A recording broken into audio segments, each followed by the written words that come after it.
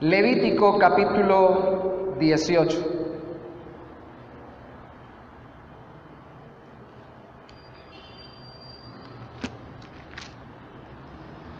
Si no trajo Biblia, debe ser que se la sabe de memoria. Levítico 18, no se preocupe, hágase con quien la tiene y si no, escuche atentamente, por favor. Porque voy no a leer todo el capítulo como la semana pasada, sino solo desde el verso 6 hasta el verso 20. Levítico 18, 6 al 20. Levítico 18, 6 al 20. ¿Lo tienen, mis hermanos? Amén. Muy bien. Dice así la palabra del Señor. Ningún varón se llegue a parienta próxima alguna para descubrir su desnudez. Yo, Jehová. La desnudez de tu padre o la desnudez de tu madre no descubrirás. Tu madre no descubrirás su desnudez. La desnudez de la mujer de tu padre no descubrirás, es la desnudez de tu padre.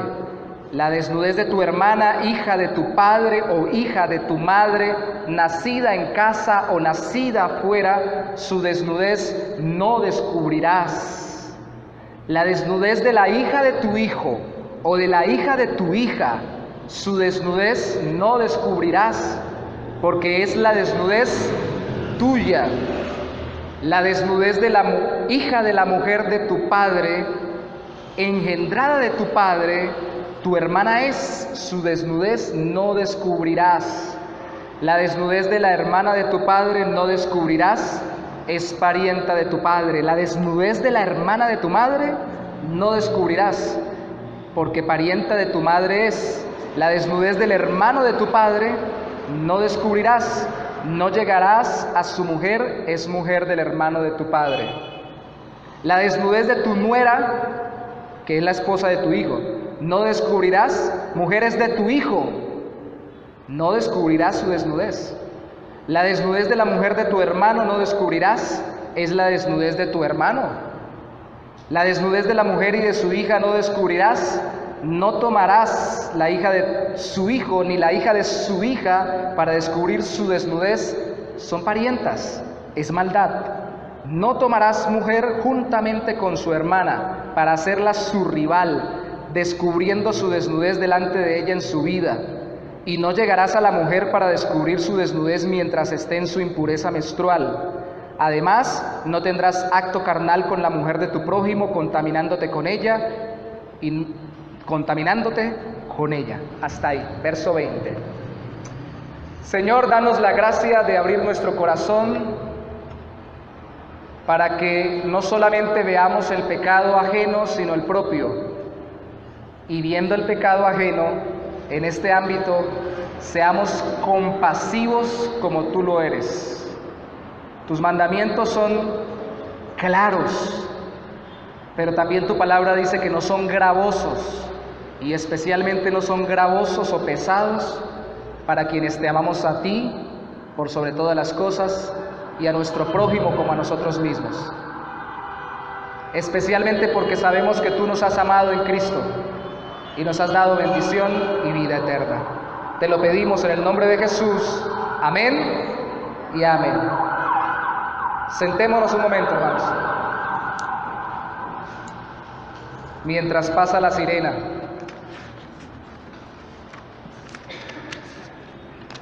¿Alguno de ustedes escuchó alguna vez predicar al pastor Adrian Rogers? ¿Sí? Bautista. De Estados Unidos. Excelente predicador. Salía en Enlace, de lo poco que era rescatable Enlace, y lo digo con tristeza. Una vez lo escuché hablar sobre el adulterio y dijo: cuando yo cometo adulterio o cuando estoy con una mujer que no es la mía, le estoy diciendo a mi esposa: no te amo, pero también le estoy diciendo a mis hijos: no los amo. A mis hijas, si las tengo, no las quiero, no los amo, no me importan. yo quiero satisfacerme, a mí no me importa nada mi familia. Primero yo. Y es algo de cuestionar. El impulso sexual o el deseo sexual es algo que Dios nos ha dado para bendecirnos en el matrimonio. Y hemos hablado que la cultura nos ha dado otro concepto, una cultura que no quiere hacer la voluntad de Dios, que no se rige por la palabra de Dios y que tiene ídolos que reemplazan a Dios, especialmente el ídolo de la sexualidad. Hemos hablado de que descubrir la desnudez básicamente era violar la intimidad de los genitales de la persona que tengo a mi lado, pudiendo entrar en un acceso sexual directo o solo en mi mente, como cuando Cristo dijo que el que adulteraba, no solo adulteraba estando con la mujer de su prójimo, sino también codiciándola en su corazón. Y dijimos entonces la semana pasada que tendríamos que respetar la intimidad de los demás íntegramente, como Cristo la respetó y como Él vivió y murió, nos ha dado la capacidad de ser libres de la esclavitud del pecado y no solo de la condenación del pecado. Entonces podemos sinceramente luchar contra la tentación sexual, reaccionar como Cristo reaccionó y ser como nuestro Señor fue, andar como Él anduvo, como dice su palabra. Pero muy importante es que no solo entendamos que en este texto, en este capítulo, se nos habla de la intimidad, también se nos habla de la familia. Familia. Y nos da a entender que el amor respetuoso por la familia, conforme la voluntad de Dios, nos puede librar en Cristo del desenfreno sexual. Ojo, no solo el amor por la familia, el amor por la familia con Cristo en nuestro corazón. Porque hay gente que quiere mucho la familia y porque te quiero te aporrio, dijo un tipo cuando estaba golpeando a la mujer. Te quiero mucho, pero tú me haces hacer esto. Ese no es un amor en Cristo, es un amor por la familia conforme la voluntad de Dios, por la fe en Cristo. Y ese amor tiene escalas, está por debajo del amor a Dios y del amor a Cristo. Pero existe una característica de la generación sin Dios y especialmente sin Cristo, es la falta de amor fraternal, la falta de amor entre familias. Se pierde a tal punto que ya no me interesan mis familiares. Y hermanos, a estas alturas tengo que reconocer que muchas veces los creyentes, por nuestro deseo de alejarnos del mundo, nos olvidamos que Dios no nos está alejando de la familia. La familia la ha colocado Dios de una forma natural, para creyentes e inconversos, para que nos ayude también incluso con nuestras luchas en el ámbito sexual. ¿Cómo lo sé? Levítico 18:6 dice: ningún varón se llegue a parienta próxima alguna para descubrir su desnudez, yo Jehová. La semana pasada hablamos de descubrir la desnudez, vimos los términos, hicimos la concordancia, hablamos de intimidad. Hablemos de familia hoy. Parienta próxima alguna. Primero, se llegue, la expresión se llegue es acercarse. Está por toda la Biblia. Y así como nosotros decimos que nos acercamos a algo, ellos tenían este mismo texto, esta misma palabra en este texto para decir acercarse, pero aquí es acercarse con deseos sexuales, como en Génesis 24. Por favor, vaya conmigo sin perder Levítico a Génesis 24.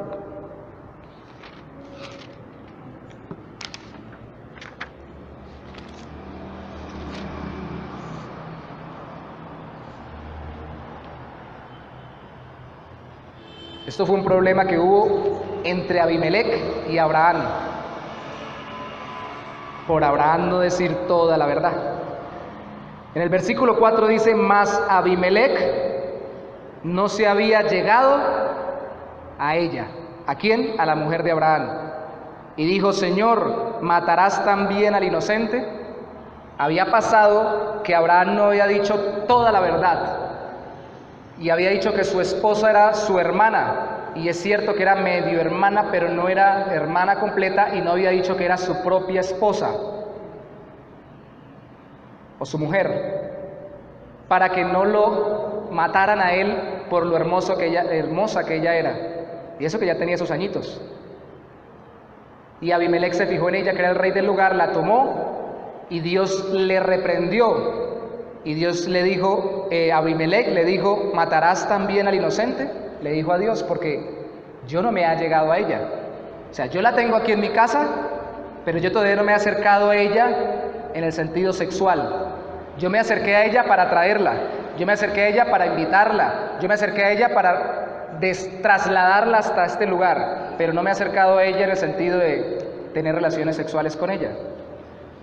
Así también aparece en Deuteronomio 22:14, en Isaías 8:3, la palabra allegarse, acercarse para tener relación.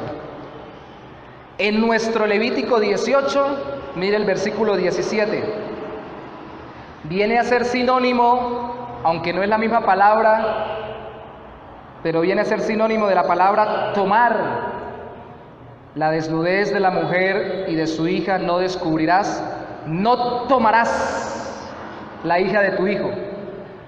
Allegarse o acercarse viene a ser lo mismo que tomar la mujer o tomar la persona para tener relaciones sexuales. Versículo 18, no tomarás mujer juntamente con su hermana. Viene a ser lo mismo que tener acto carnal. Verso 20, además no tendrás acto carnal con la mujer de tu prójimo, contaminándote con ella. Y viene a ser lo mismo que echarse y ayuntarse.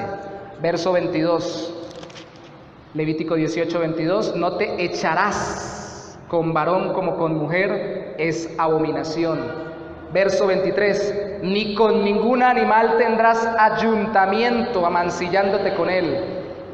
Ni mujer alguna se pondrá delante de animal para ayuntarse con él, es perversión. Aquí hay 3 o 4 palabras en el hebreo que vienen a significar lo mismo: acercarse o allegarse, tomar, echarse, ayuntarse. Suenan feos, ¿cierto? Si ustedes se dan cuenta cómo hoy no solamente nuestro idioma diferencia las cosas por la forma como los dicen. La palabra técnica, para poner un ejemplo nuestro, para la mujer que tiene un hijo o está de parto, es decir, parió. Yo siempre pregunto, ¿ya parió o no parió? Y no diga parió, diga dio a luz, me dicen aquí las personas hoy en día. Bueno, dio a luz. O como dice Tony, que lo escuché un día, me llamó la atención, dijo, ella ya alumbró. ¿Cómo? ¿Era bombillo? Alumbró. ¿Por qué le decimos así? Porque nos suena más decente, más bonito, ¿cierto? Y hacemos diferencias en las formas como decimos las cosas, y algunas personas ya interpretan, aunque la palabra crasa, correcta, es parir, como si parir fuera para los animales. Y aunque en nuestro caso, en el tiempo bíblico, las personas que tienen relaciones sexuales aún dentro del matrimonio se acercan o se allegan, se ayuntan o se juntan, se acuestan o se echan en un lecho, así estén casados, esas expresiones predominantemente en la Biblia hablan de una relación sexual no conforme a la voluntad de Dios. Por lo general, conforme a la voluntad de Dios en el matrimonio dice, conoció. Yabat, conoció. Entonces dice que Abraham conoció a Sara. Entonces muestra que cuando la relación sexual es conforme a la voluntad de Dios, no solo hay intimidad de órganos sexuales y uniones de cuerpo, sino que hay unión de corazón, intimidad del alma, y eso debe ser reflejo en la unión física, de la unión emocional, espiritual y de todo tipo. De hecho, alguien me llamaba la atención, un predicador que decía, dentro de todos los seres vivos, los seres humanos, tenemos nuestras relaciones íntimas mirándonos a la cara predominantemente. Y es como si Dios nos hubiera diseñado para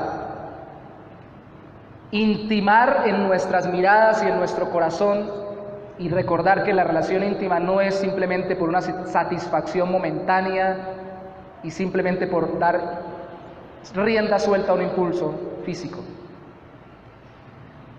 Tiene que haber intimidad, y la intimidad se da dentro del matrimonio, conforme a la voluntad de Dios. Entonces la expresión allegarse está en relaciones sexuales, y parienta próxima es ser consanguíneo o ser un familiar muy cercano. Levítico 18:6. Ningún varón se llegue a parienta próxima alguna. ¿Sabe algo? Me llama la atención que la expresión en el hebreo es algo así como: ningún varón se allegue a la carne, o a la carne carnal, como dirían los mexicanos. ¿He escuchado a los mexicanos hoy en día, cierto? O la carnal, alguien muy allegado. Pues es una expresión que tiene la palabra carne, que significa cuerpo o tejido muscular, pero tiene otra palabra que también significa carne para mostrar que hay un vínculo de familiaridad, porque venimos de la misma descendencia, somos familia, pero esa familiaridad no autoriza la intimidad con todos. No la autoriza. Mire el versículo 10 conmigo para este detalle, por favor. Levítico 18:10. La desnudez de la hija de la mujer de tu padre. 10. La desnudez de la hija de tu hijo, o de la hija de tu hija, o sea, de tu nieta. Su desnudez no descubrirás, porque es la desnudez ¿de quién? Curioso, ¿no? Estás violando la propia intimidad de tu propia familia. Son tu sangre, la llevan, son tu descendencia, son tu familia, pero no estás autorizado con ellos a intimar sexualmente. Te estás irrespetando a ti mismo cuando estás con tu nieta o con tu nieto, en el caso de las mujeres. Esto confirma oficialmente todo lo que hemos leído y lo que hemos dicho hasta ahora. Primero, que Dios permitió lo que Dios permitió a Adán y a sus hijos, y a Jacob ya no era permitido de aquí en adelante. ¿De dónde sacó la mujer Caín?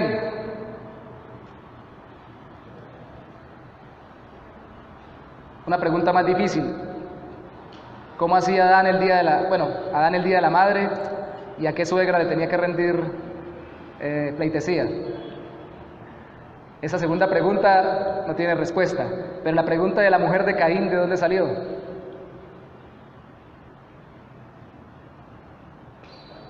¿Los extraterrestres? No. ¿De dónde salió? De su propia familia.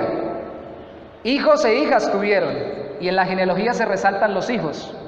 Y alguna es la deducción lógica sin introducirle nada al texto bíblico, cuando en Génesis capítulo 4 versículo 17 dice que Caín conoció o tuvo su mujer después de que fue echado por Dios, y después tuvo hijos y nietos y todo lo demás, es que ya se habían tenido suficientes hijas Adán y Eva como para que Caín tuviera relaciones sexuales con alguna de ellas.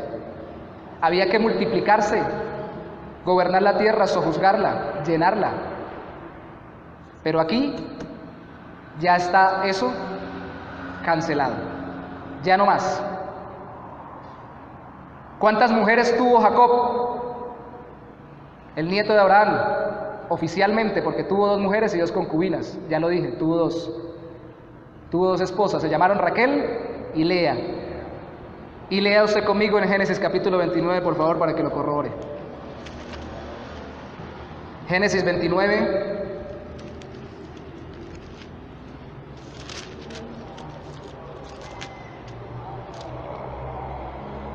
Génesis 29, 23.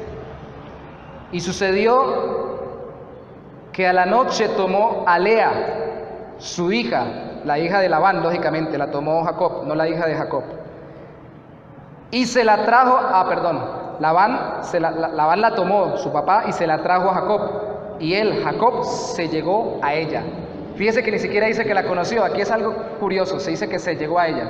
¿Y saben por qué seguramente dice se llegó? Porque Jacob trabajó fue por Raquel, y el papá de Raquel, Labán, le puso fue a a Lea. Verso 30 del capítulo 29. Hablando de Jacob, y se llegó también a Raquel, y la amó también más que a Lea, y sirvió a Labán otros 7 años. Las dos eran hijas de Labán. No eran tan cercanas como para que no pudiera estar con ellas, pero las dos eran hermanas. Y si usted junto conmigo estuvo leyendo Levítico 18, en Levítico prohíbe tomar la mujer juntamente con su hermana. Levítico 18:18, no tomarás mujer juntamente con su hermana para hacerla su rival. O sea que ya a estas alturas, unos 400 años después por lo menos, ya no se podía seguir haciendo lo que hicieron ellos, ni tener relaciones entre hermanos, lo que hicieron miles de años antes los hijos de Adán y Eva, ni tener relaciones con dos mujeres que sean hermanas, lo que hizo Jacob cientos de años antes de este texto. Esto queda cancelado. Es que Dios cambió. Dios cambia, hermanos. Dios cambia. ¿Por qué cambia entonces la orden ahora? Dios permite una cosa y luego lo prohíbe. ¿Por qué? ¿Por qué? Esto no muestra que Dios cambia, esto muestra que Dios ha revelado progresivamente su voluntad y lo ha hecho de tal forma de que vaya Él siendo el Señor de la historia. Así como no cambia, por ejemplo, que yo le diga a mis hijos en la crianza que deben aprender a utilizar el baño desde pequeños, pero al principio cuando no lo saben usar, yo soy el que les colaboro limpiándolos. Ya a estas alturas tienen 15, 16 y 20 años. Créanme, yo ya no les colaboro en ese sentido. Ellos van solitos al baño. En la misma enseñanza era la proyección, pero fuimos progresando en el trato con ellos hasta que llegaron a la madurez. Y aquí Dios, en su revelación progresiva, permítame plantear dos cosas. Primera, Dios muestra la degeneración también progresiva de la humanidad. Las uniones entre familiares los incestos tienden a generar malformaciones congénitas. Y si usted leyó conmigo, pregunta, ¿en Levítico 18 se prohíbe la relación entre primos? ¿Sí o no? No, dicen unos, sí, dicen otros. ¿Sí o no? ¿Ah? ¿Se prohíbe o no se prohíbe la relación con el primo? ¿Quién es el primo? El hijo del tío, pero aquí no dice tío. Tendría que decir, el hijo o la hija no tendrá relaciones con la hija de la hermana de tu padre, o con la hija del hermano de tu padre, o con la hija de la hermana de tu madre, o con la hija del hermano de tu padre. ¿Dice así en este texto en algún momento?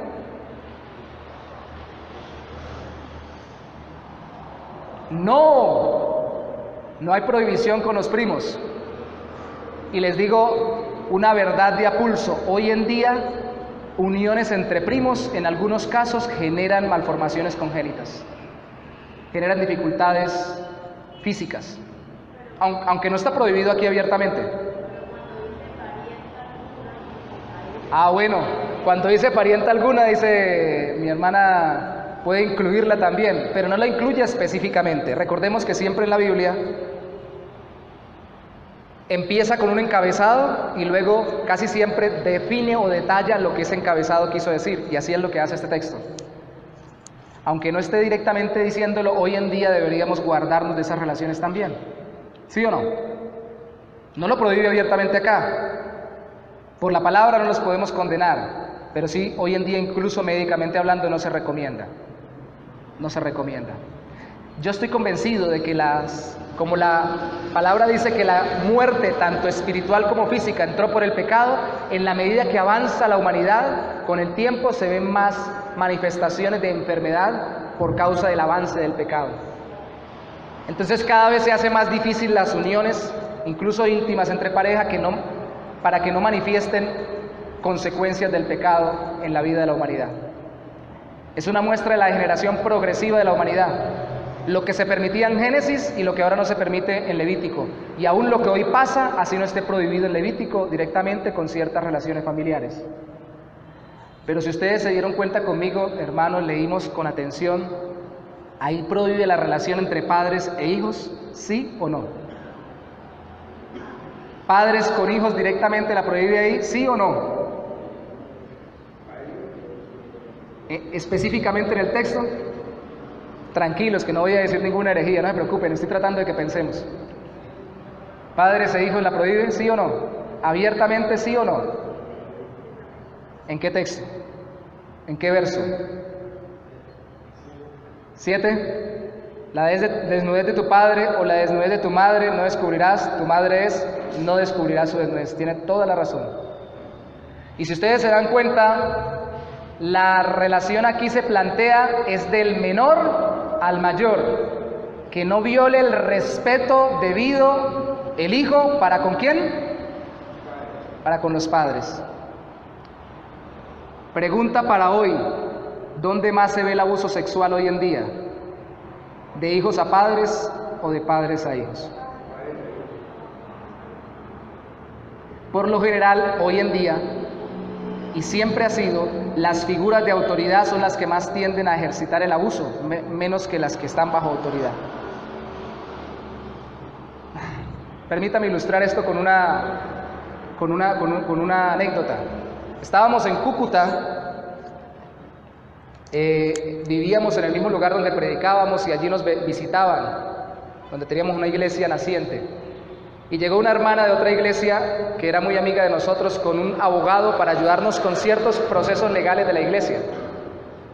El abogado había sido juez, había trabajado en el Palacio de Justicia, y con nosotros cuando ellos llegaron estaban una pareja que estaba proyectándose al ministerio, hablando, y ellos tenían 2 niñas, todavía las tienen lógicamente, pero estaban muy niñas, creo que unos 4 o 5 años. Cuando ellos llegaron, ellos estaban hablando con nosotros y nos unimos todos en la conversación y nos sentamos a hablar. Pero a mí me llamó la atención cómo este hombre ya de edad, abogado, reaccionó cuando los vio a ellos con las niñas. Cuando vio que se iban a ir, le dijo: muchachos, cuiden mucho a esas niñas. Cuiden mucho a esas niñas. Ténganle mucho cuidado a esa niña. Entonces yo le pregunté, ¿por qué tanta insistencia? Nos dijo él, es que usted no se imagina, yo trabajé como juez. Y la mayor cantidad de veces los abusos para con los niños son de sus propios familiares. Usted no se imagina lo que yo he visto de padres, de abuelos, de tíos, de hermanos, de personas que son de su propio núcleo familiar y de confianza. Yo salí totalmente angustiado de ese trabajo cuando tenía que procesar demandas por abuso sexual de sus propios entornos familiares. Por eso le pido, por favor, cuiden mucho a sus niñas. No las dejen con cualquiera, por favor, les decía él.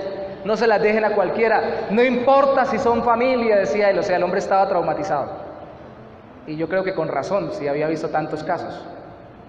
O sea, es algo de impactarse. Si uno es humano y tiene un corazón por lo menos algo sensible, tiene que estar impactado con ello. Hermanos, eso es lo que vemos hoy. Pero no de hoy solamente. Si usted mira en la Biblia, solo miremos la familia de David.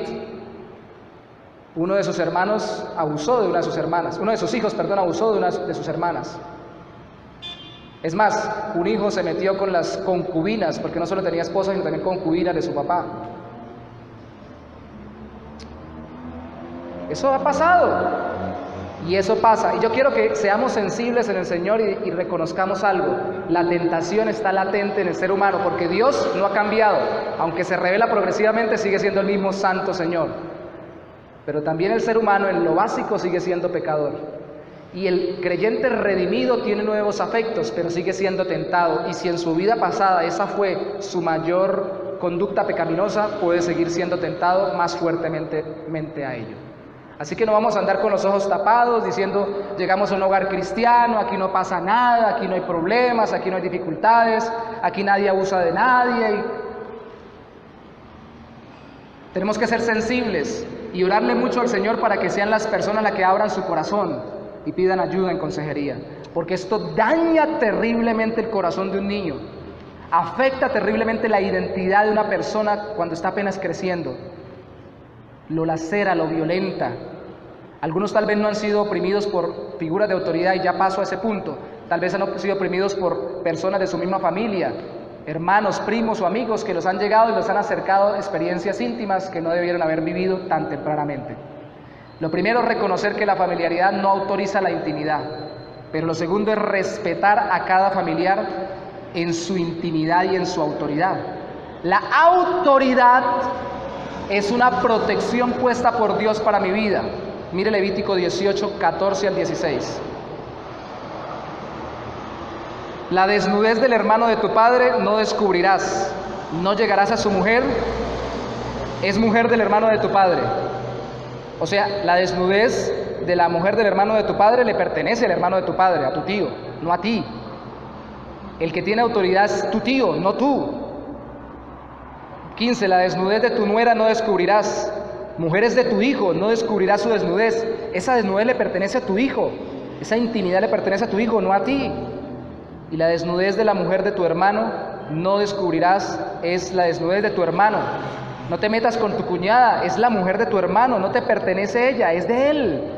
Respetar las líneas de autoridad dentro de la pareja es muy importante, pero también dentro de la familia. Si usted mira conmigo, del versículo 7 al 10, se establece la restricción así: no tendrás relaciones sexuales o descubrirás la desnudez con padres, hermanas y nietas. Viene de arriba hacia abajo, padres, hermanas y nietas. Porque lo primero que tenemos que hacer es respetar a quienes. ¿Cuál es el mandamiento que tiene promesa de los 10 del decálogo para con los demás? ¿Honrarás a quién? Mire que aquí también lo tenemos en el contexto. Levítico 19:3.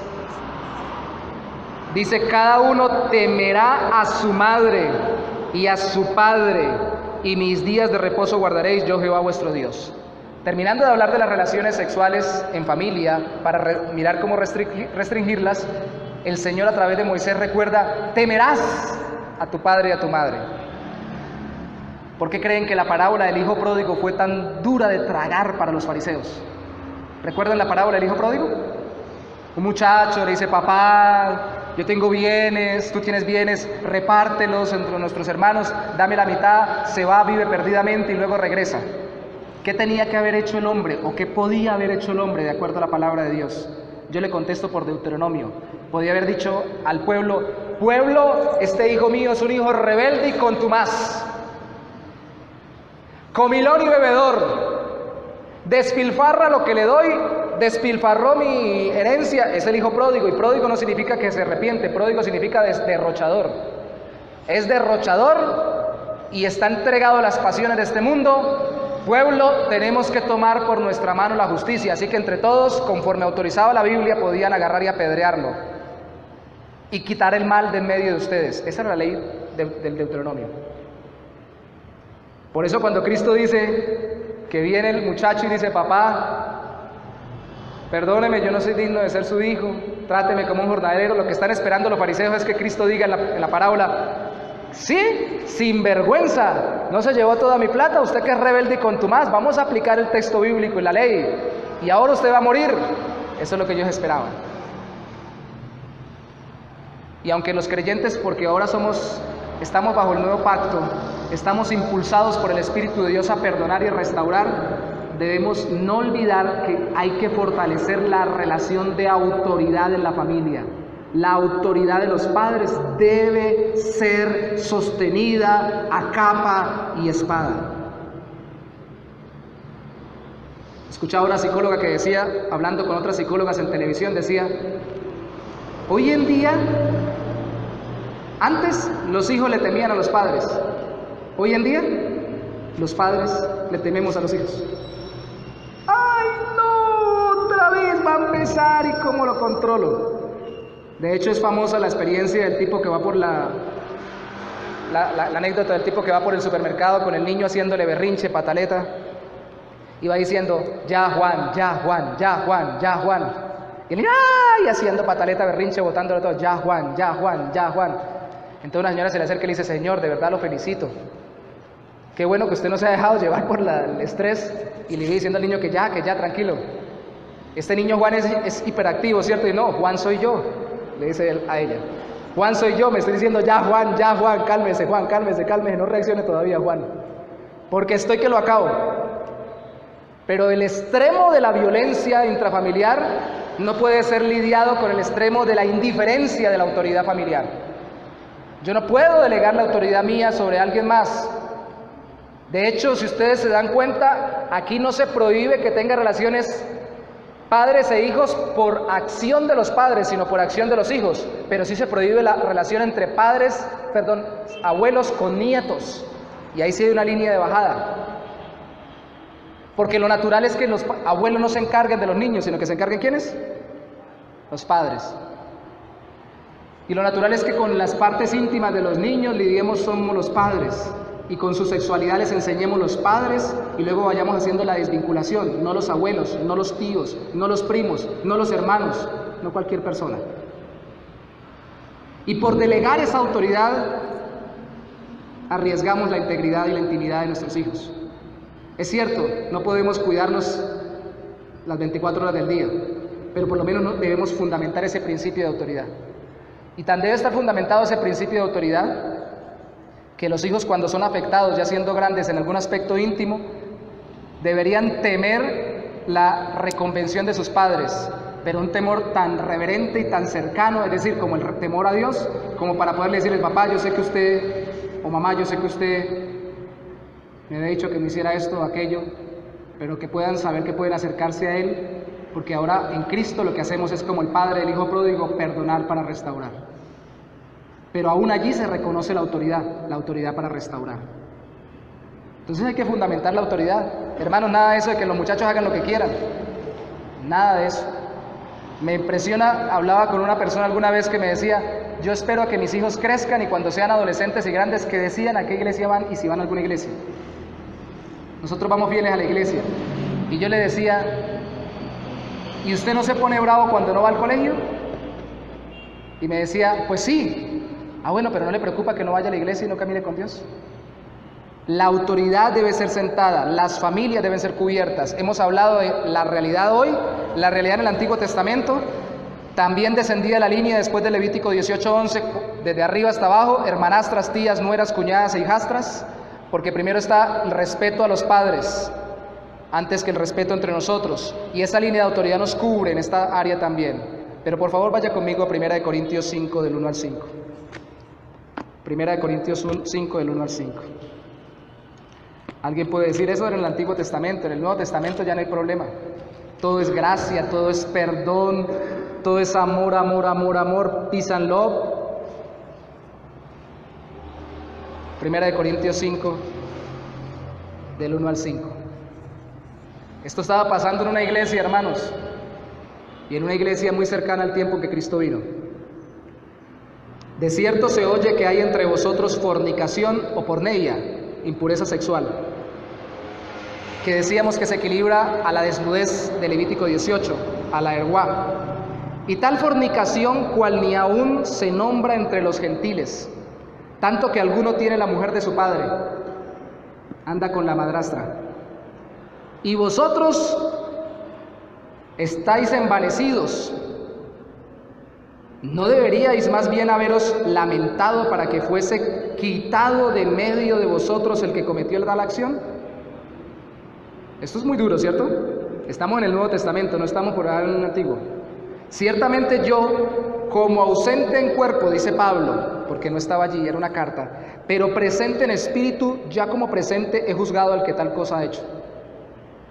En el nombre de nuestro Señor Jesucristo, reunidos vosotros y mi espíritu en el poder de nuestro Señor Jesucristo, el tal se ha entregado a Satanás, para destrucción de la carne, a fin de que el espíritu sea salvo en el día del Señor Jesús.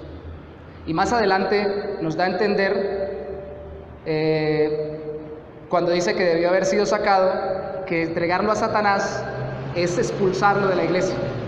Y si no expulsarlo en el sentido de que no vuelva a entrar a la reunión, es por lo menos que no sea considerado miembro oficialmente de la iglesia, que se tome como un inconverso al que hay que evangelizar y una persona que tiene que convertirse. Y si es un verdadero creyente, esto le va a servir para retomar el caminar con el Señor. Hermanos, ¿será que realmente es como el mundo dice hoy en día, que Dios no se mete con nuestras relaciones sexuales? Dios no dice nada, Dios es chévere. Él es puro amor, eso no dice nada. Mira, la iglesia está autorizada por medio de un proceso, a través de un seguimiento, en el amor del Señor, a llamar a la disciplina o a la corrección a aquellos que están viviendo fuera de la voluntad de Dios, incluyendo el aspecto sexual. Entonces, respetar a cada familiar significa respetar la familia, porque las familias son las que conforman las iglesias. Por ello, las iglesias deben proteger las familias. Nunca en la iglesia hemos de predicar que el pastor está por encima del padre dentro de la familia, ni de la madre dentro de la familia. La disciplina familiar la tienen que aplicar los padres, no el pastor de la iglesia. La enseñanza familiar la tienen que hacer predominantemente los padres, no el pastor de la iglesia. El cuidado de la intimidad de los hijos lo deben hacer los padres, no el pastor de la iglesia ni ningún líder de la iglesia, y mucho menos un líder juvenil. Porque casi siempre en las iglesias cometemos el error que el líder de jóvenes es otro joven igual de perdido que los demás jóvenes, que no está orientado y que está muy confundido en muchas áreas. ¿Por qué? Porque Cristo quiere que andemos conforme a su voluntad y quiere guardarnos en santidad. Y quiere que fortalezcamos las familias. He visto llorar, en internet lo he visto, pastores de Estados Unidos donde se le dio tanto énfasis a las enseñanzas de las escuelas de jóvenes, grupos juveniles, diciendo, lloro, he escuchado a algunos decir, lloro porque me llamó mucho la atención y me dolió que un muchacho me dijera, lo quiero más a usted que a mi papá, lo quiero más a usted que a mi mamá, le tengo más respeto a usted, pastor o pastora, que a mi mamá. Le llaman pastoras algunas veces a la esposa del pastor. Le tengo más respeto a usted. Lo que debe hacer la iglesia es fortalecer las relaciones en la familia, no reemplazarlas. Y eso va a guardar la sexualidad. Vaya conmigo a Juan capítulo 19, por favor. Juan capítulo 19. Ya hemos dado algunos principios de la salvación, de la obra de Cristo Redentora para lidiar con estos temas desde que iniciamos la serie. Pero en Juan capítulo 19 hay un texto que definitivamente también, igual que lo dije la semana pasada, muchos no conectarían con este tema. Juan capítulo 19, versículo 26.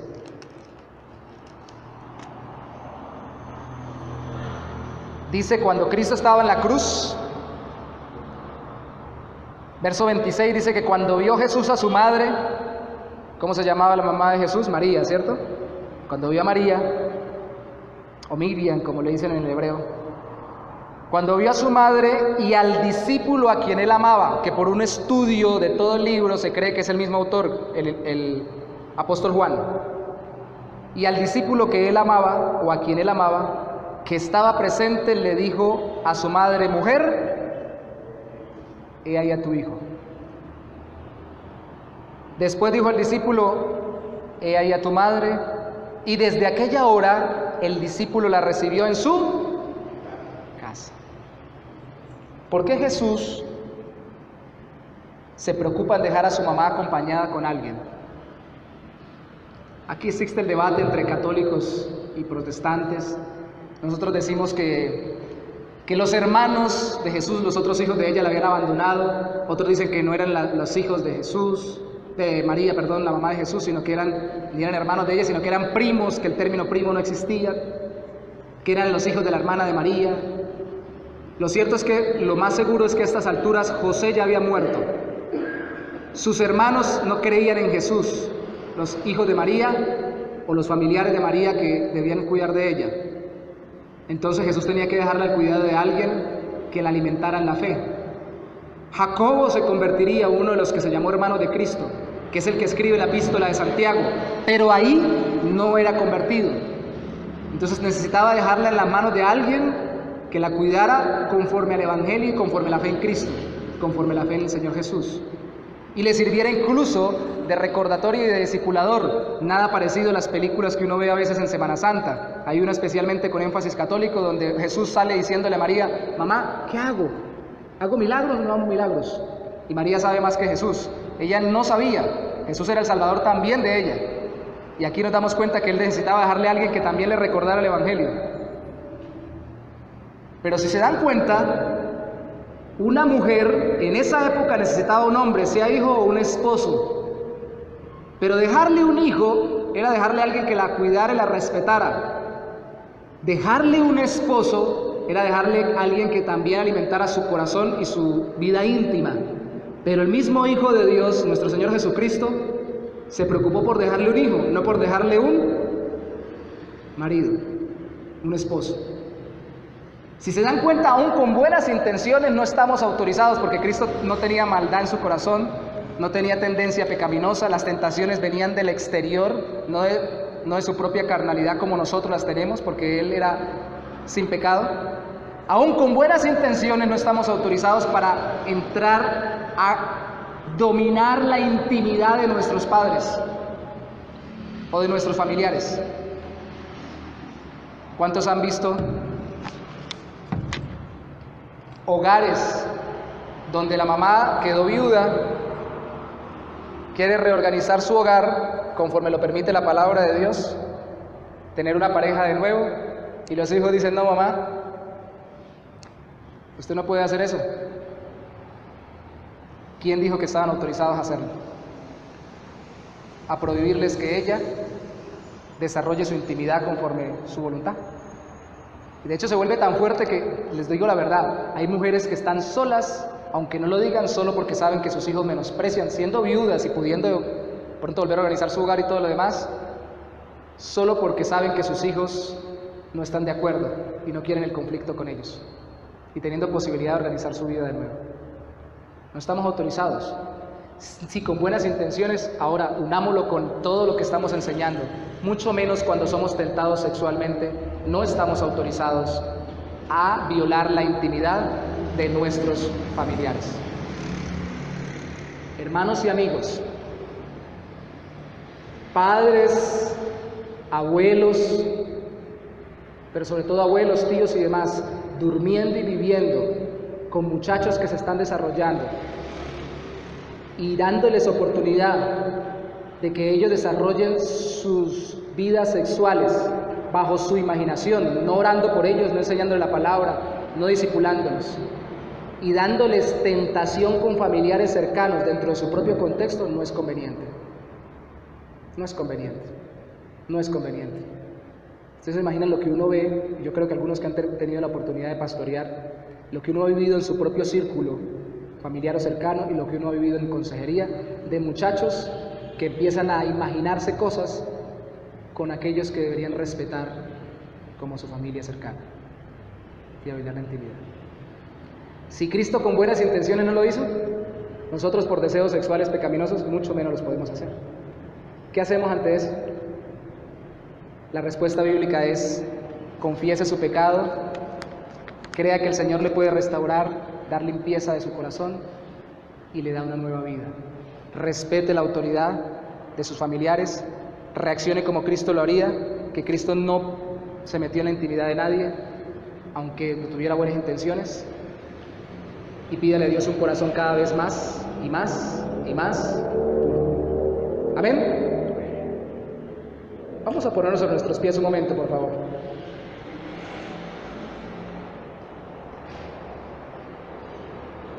Si se dan cuenta, hemos sido lentos.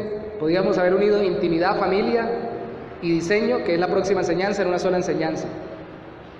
Pero en esta hora yo quiero pedir más especialmente que oremos por nuestra familia. Dios nos ha dado nuestra familia como una protección, como un castillo para protegernos. Reverenciar y honrar a nuestros padres nos protege.